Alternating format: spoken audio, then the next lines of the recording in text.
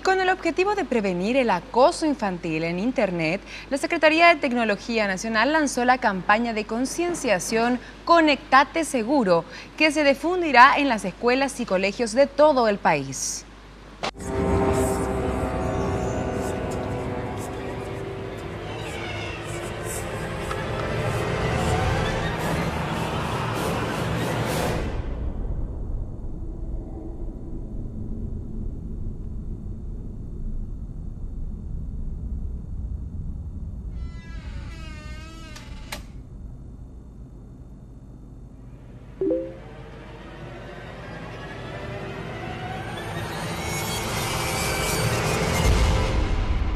En el vídeo se observa a una niña interactuando con un extraño en Facebook, un posible pederasta que se hace pasar por un niño de su edad para obtener una foto suya. La campaña Conectate Seguro busca alertar a los niños, niñas y adolescentes sobre los principales peligros a los que se exponen al utilizar las redes sociales sin el acompañamiento de una persona adulta. El peligro está ahí, aunque no lo veas.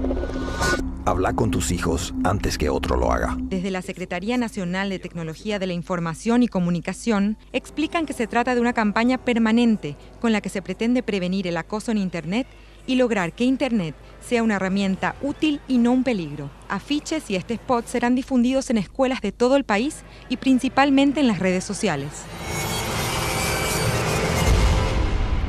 El peligro está ahí, aunque no lo veas. Habla con tus hijos antes que otro lo haga.